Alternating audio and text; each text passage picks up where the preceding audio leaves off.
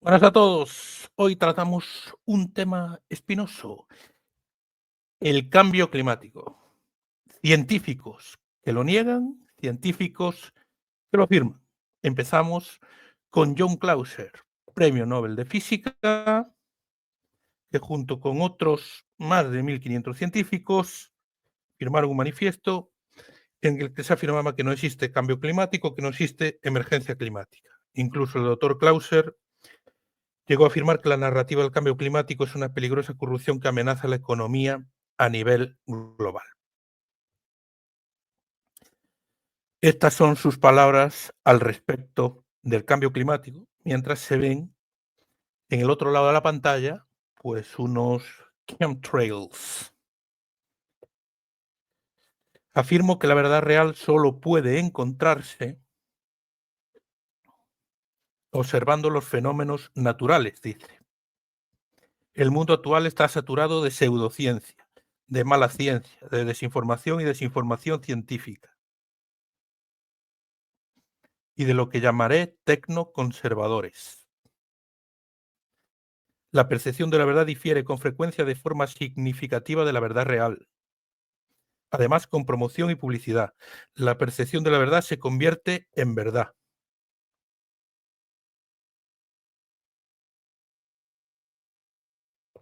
Su promoción por parte de empresas comerciales se llama marketing. Se puede cambiar la verdad, se pueden agregar observaciones falsas si es necesario. Mi favorito de observaciones falsas es el chat GPT. Es muy bueno haciendo exactamente eso.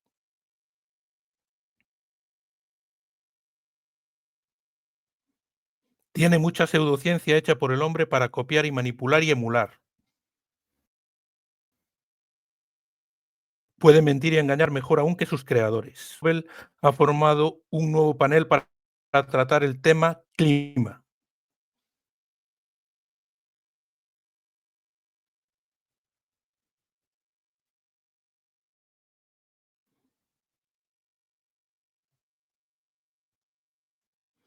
Creo que están cometiendo un gran error en ese esfuerzo porque, en mi opinión,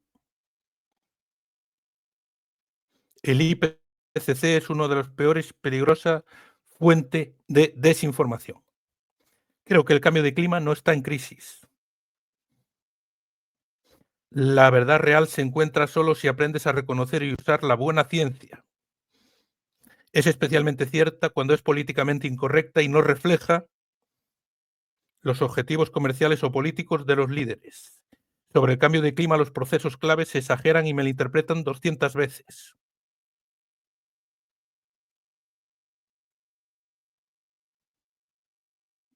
La falta de conocimiento científico permite que la pseudociencia promueva objetivos oportunistas políticos de los tecnoconservadores.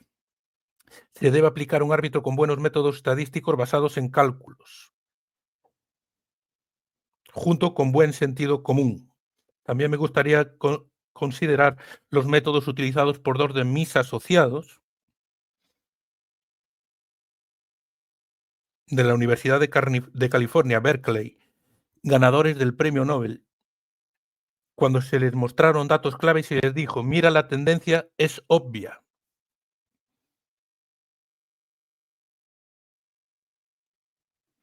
Luis Álvarez, el premio Nobel, dijo, la línea más plana que jamás haya visto. Pues esta es la opinión de John Clauser, premio Nobel de Física, que no considera que el cambio climático pues sea un peligro a día de hoy. Vamos con otra información que dice que un grupo de científicos y matemáticos tailandeses ha publicado recientemente los resultados de un nuevo estudio que demuestra que las temperaturas superficiales de Groenlandia se han ido enfriando durante unos 20 años. Tras procesar 31.464 registros satelitales de toda la zona, entre 2000 y 2019 descubrieron que la temperatura media descendió 0,11 grados Celsius. Otro argumento de los que niegan el cambio climático. Pero seguimos con testimonios en este sentido, en esta misma línea. Vamos ahora con Ian Clark, doctor en climatología.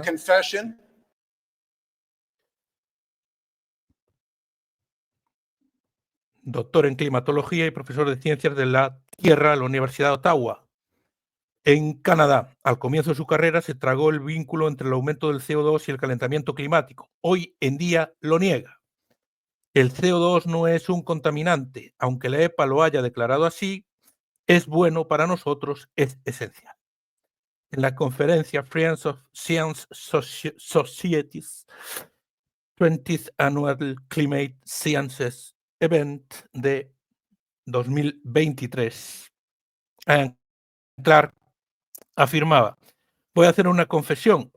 Empecé mi carrera, como ha dicho Miguel, hace más de 30 años. Yo había hecho mis estudios en paleoclimatología y climas marinos.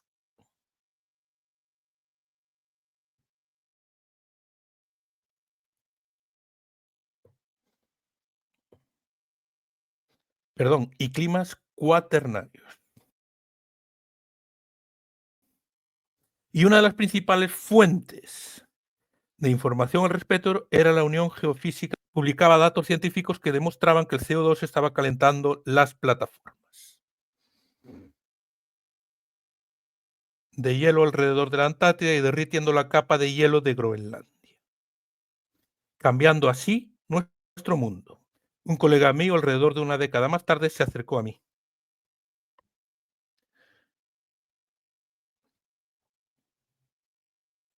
Él dice: Ian, sabes, tengo que hablar contigo sobre esto. Había estado investigando el cambio climático de los últimos 600 millones de años. Sí, me hizo comprender que había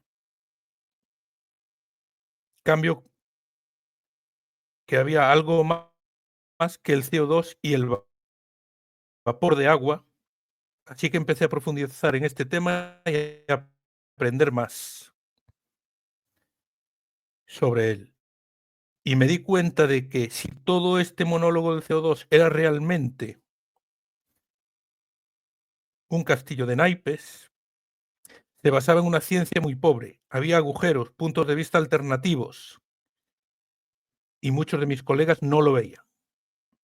Y creo que muchos de los que estamos aquí opinamos que el CO2 realmente no es el problema. No tiene el papel en el clima que la gente le atribuye. Tenemos que reducir nuestras emisiones a cero neto para 2050. Es un reto enorme. Y todo el mundo pasa por alto el hecho de que el CO2 es realmente la esencia de la vida. Así que no te estoy enseñando nada, pero conviene repetir que estamos hablando de algo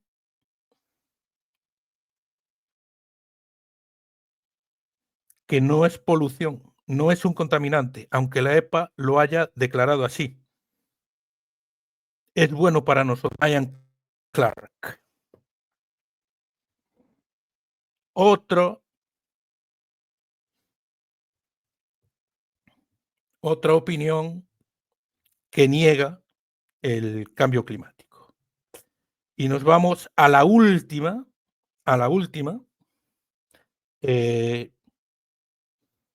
ya en España,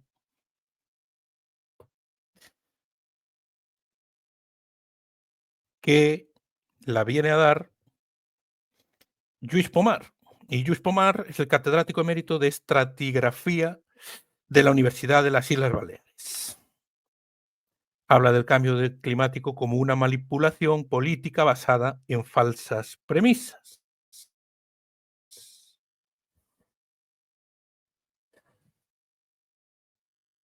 Mucho del CO2 y de los efectos nefastos, y nosotros lo que vamos a presentar son datos de la evolución del CO2 en la atmósfera terrestre desde el origen de la Tierra y su importancia en el desarrollo de la vida, y de que toda la política que hay detrás de este tema es eso, es política, no es ciencia. ¿El CO2 no es tan malo como lo...? Somos CO2. Nosotros somos CO2. Entonces, ¿cómo va a ser malo si nosotros somos CO2? Cuanto más CO2 hay en la atmósfera, más crecen las plantas. Si en un invernadero colocas CO2, aumenta la temperatura y las plantas crecen mucho mejor. ¿Es tan malo? Es que como parece que se ha instalado un poco en la sociedad la idea de que el CO2 es la madre de todos los problemas. Sí. La pregunta es el por qué. Pero del por qué no hablaremos hoy. Hoy hablaremos de los datos científicos que muestran que no hay correlación directa entre CO2 y temperatura, que ni una cosa ni la otra son malas, todo lo contrario, que si desciende el CO2 en la atmósfera terrestre un poco más es un suicidio. Así estamos en el límite, en el momento más bajo de concentración de CO2 de toda la historia de la Tierra. Básicamente lo contrario de lo que los políticos nos están intentando convencer. Entonces, ¿vamos a un calentamiento global o...? No, vamos a un enfriamiento. A un enfriamiento. Se han calentado los últimos 100 años, pero esos son ciclos de alta frecuencia. Los últimos 100 años sí, pero si miramos fuera de esa ventanita de los 100 años, la Tierra se está enfriando y el CO2 está en límites realmente muy bajos, demasiado bajos. Y todo esto es lo que usted hoy nos va a contar, Sí. con datos... Geológicos, sí. Todo es una recopilación de publicaciones científicas que van mostrando todo lo que puede analizar. El planteamiento se sale del habitual, evidentemente. Totalmente. Bueno, pues los veremos a ver. Venga. Bueno, pues Lluís Pomar, otro científico que nos muestra una opinión contraria a la existencia del cambio climático y el peligro del CO2. Y ahora vamos a ver lo contrario. Teorías que demuestran que sí que existe cambio climático, sí que opinan que existe el cambio climático. El cambio climático es un fenómeno que nuestro planeta viene experimentando desde hace 150 años. Y aunque en las redes sociales abundan los mensajes que rechazan la idea de que exista o de que los humanos tengamos alguna implicación, la evidencia científica demuestra no solo que está ocurriendo, sino que avanza de manera acelerada. Para los expertos, la difusión de información inexacta o engañosa es un problema, porque estas creencias pueden retrasar las medidas necesarias para combatirlo. En este video te contamos 4 afirmaciones falsas sobre el cambio climático desmontadas por la ciencia. Para los meteorólogos es imposible negar que nuestro planeta vive un proceso de calentamiento desde finales del siglo XIX. Distintos medidores independientes demuestran que la Tierra se ha calentado en el último siglo y coinciden que, en promedio, la temperatura global ha aumentado 1,1 grados Celsius desde 1850. Ese calentamiento está teniendo consecuencias, están desapareciendo y el suministro de alimentos está en riesgo. La causa que señalan es la emisión de gases con efecto invernadero, como el dióxido de carbono y el metano, que aumentan.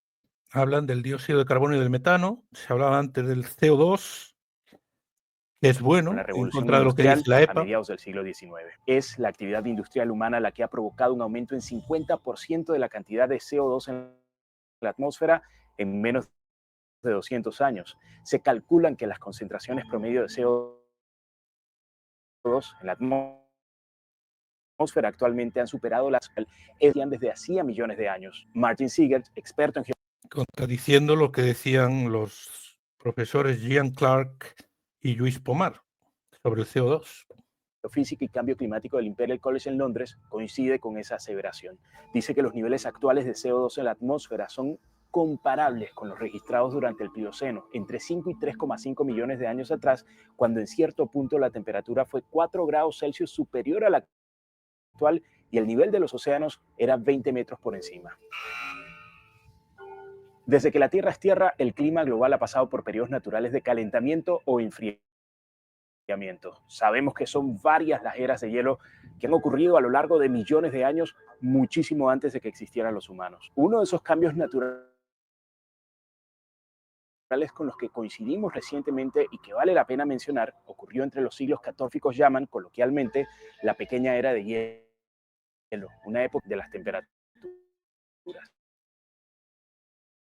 Por cierto, esa llamada pequeña era de hielo precedió al periodo actual de calentamiento que comenzó en el siglo XIX. La preocupación, más gases de efecto invernadero, lo que lleva a los...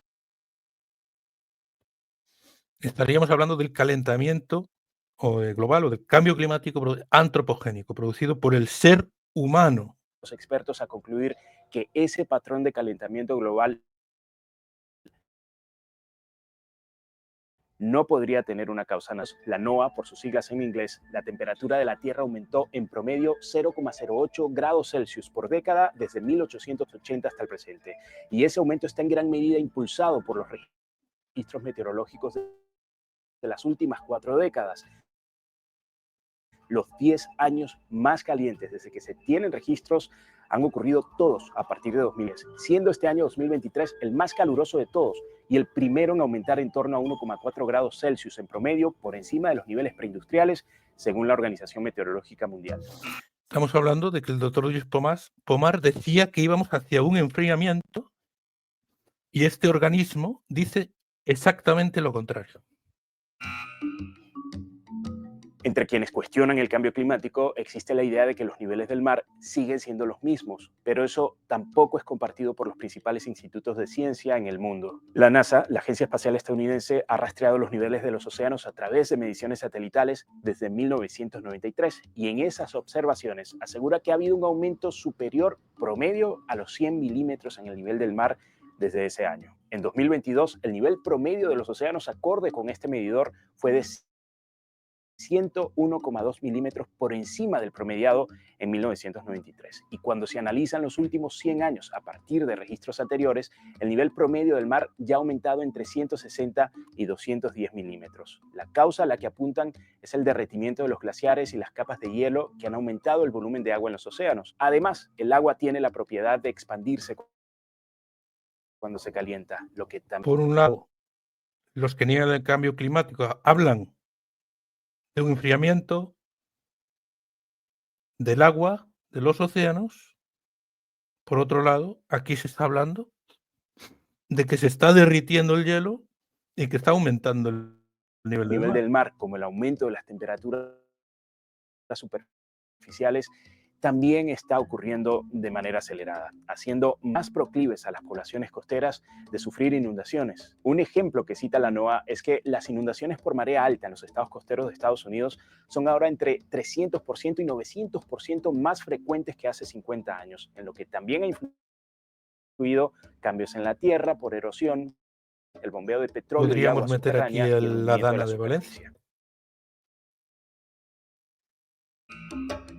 Muchos usuarios en redes sociales se refieren al cambio climático como un problema de los países desarrollados, o se dice incluso un complot de los países ricos para impedir el crecimiento de las economías en desarrollo. Pero el cambio climático es un problema global con consecuencias desiguales. Es decir, los principales productores de gases de efecto invernadero son las economías más industrializadas: Estados Unidos, China, Reino Unido o los países europeos, entre varios otros. Pero las consecuencias climáticas están afectando a los países en vía de desarrollo, que son los que menos han contribuido a crear el problema. Centros de investigación del clima como la NASA han advertido que las olas de calor sin precedentes, tanto en la Tierra como en los océanos, están aumentando la frecuencia de los incendios forestales, las sequías prolongadas o las inundaciones causadas por huracanes y lluvias torrenciales. Y el Fondo Monetario Internacional advirtió en 2022 que los países más pobres afrontan mayores riesgos y son los que tienen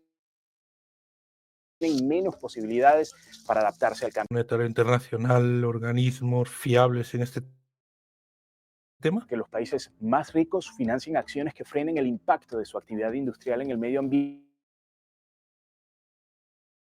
a la vez que ayuden a los países en vía de desarrollo a lidiar con el daño ya causado.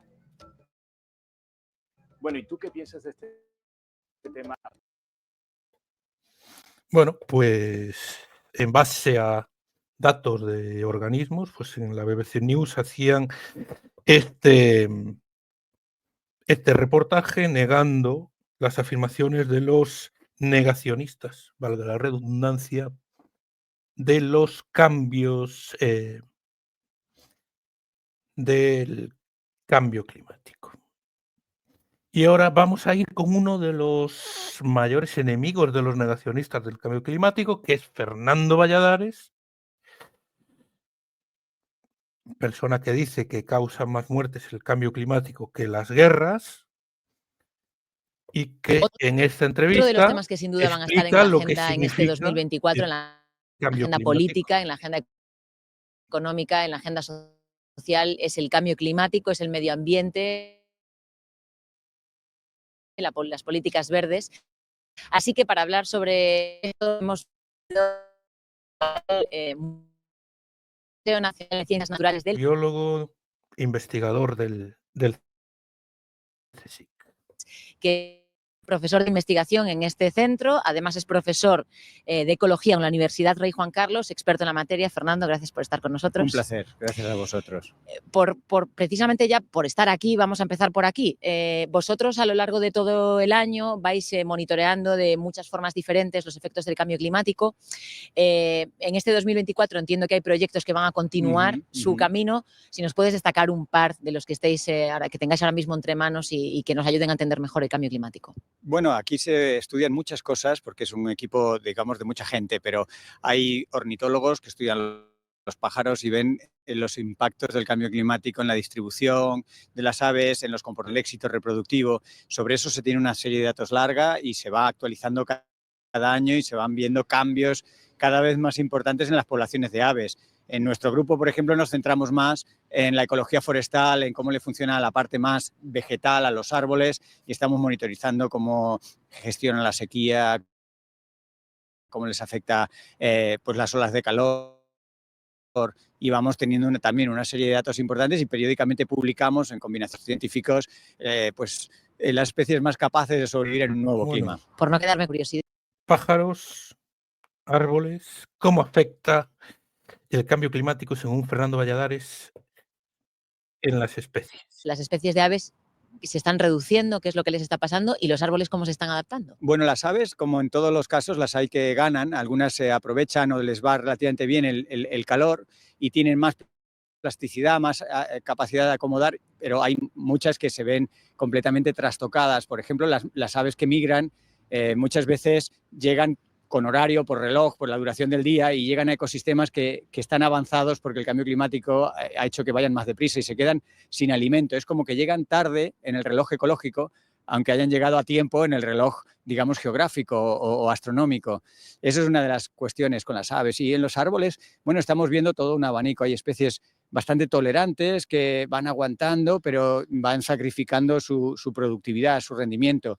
Y algunas especies que ya estaban un poco fuera de sitio, que eran como relictas, especies que su distribución, por ejemplo, en la Comunidad de Madrid o en el sistema central, está un poco al límite.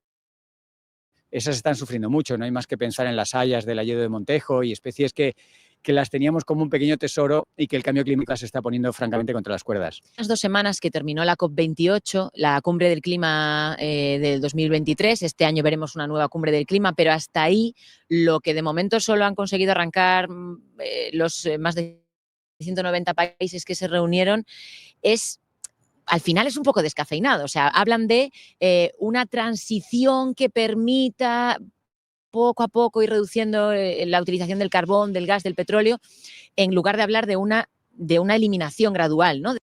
Combustibles fósiles. De esos combustibles fósiles. ¿Qué deberes crees que tiene España este 2024 por delante para ir cumpliendo objetivos? Bueno, tras la COP28 siempre hay ese jarro de agua fría de las expectativas que se levantan para resolver la crisis climática y que luego las cumbres se quedan muy cortas, ¿no?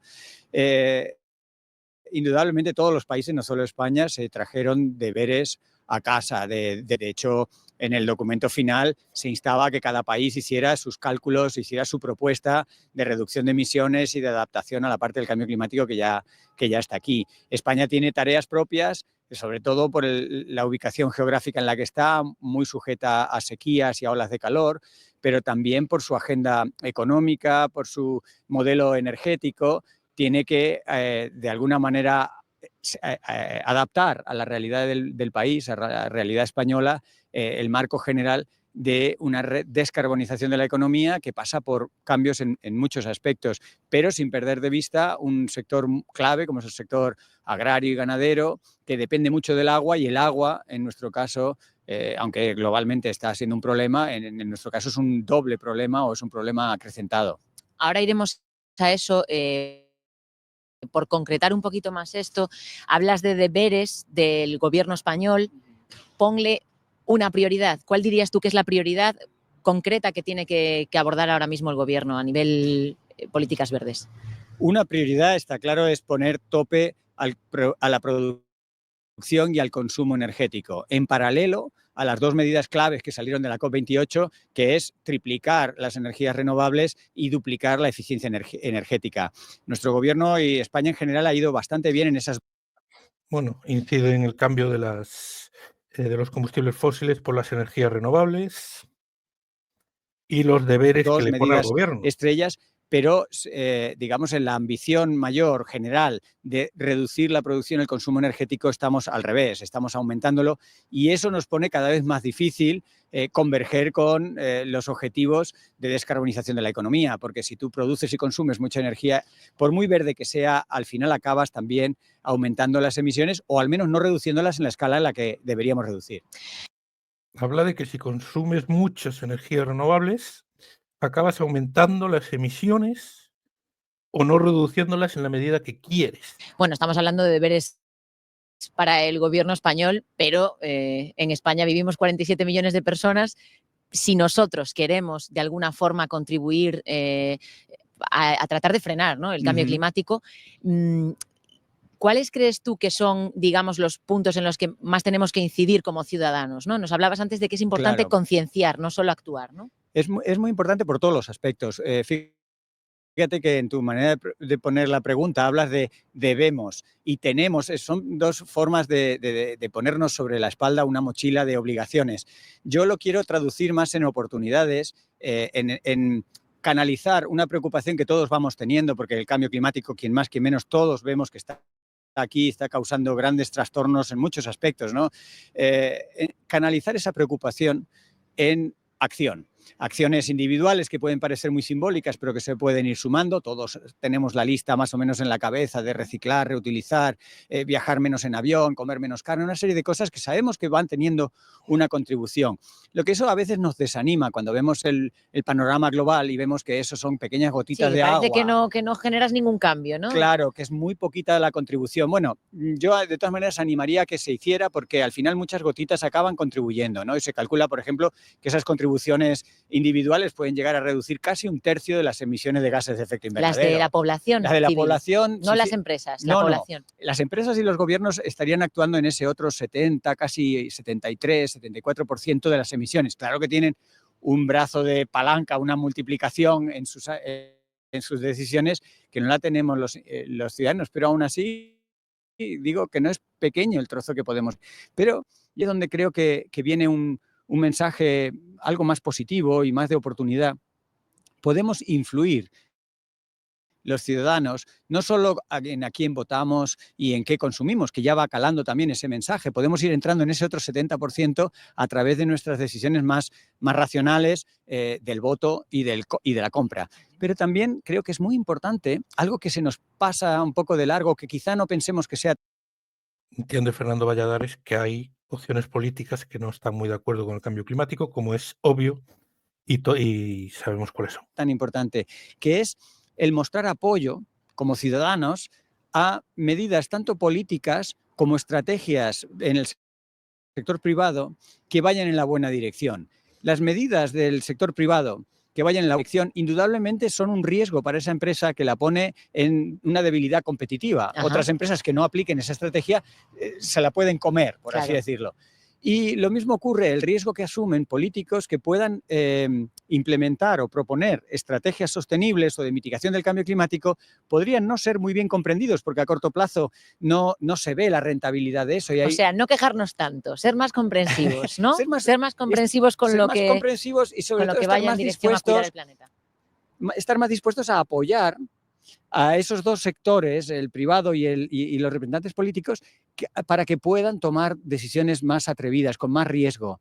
que vean, que lean en nosotros que estamos dispuestos a medidas más valientes en ese sentido. Pero nosotros lo que tenemos que hacer es no solo hacer llegar ese mensaje de apoyo a medidas eventualmente más valientes, con ese lado un poco amargo y dulce que pueda tener, sino también ser más coherentes y no dar mensajes mixtos de teoría y práctica. Por un lado la teoría y por otro lado en realidad a mí lo que me preocupa es otra cosa. Tenemos que hacer ese análisis y traducirlo y de esa forma podríamos conseguir que ese triángulo ciudadanía, representantes políticos y sector privado fuera más decidido en la implementación de esas recomendaciones que emergieron de la COP28.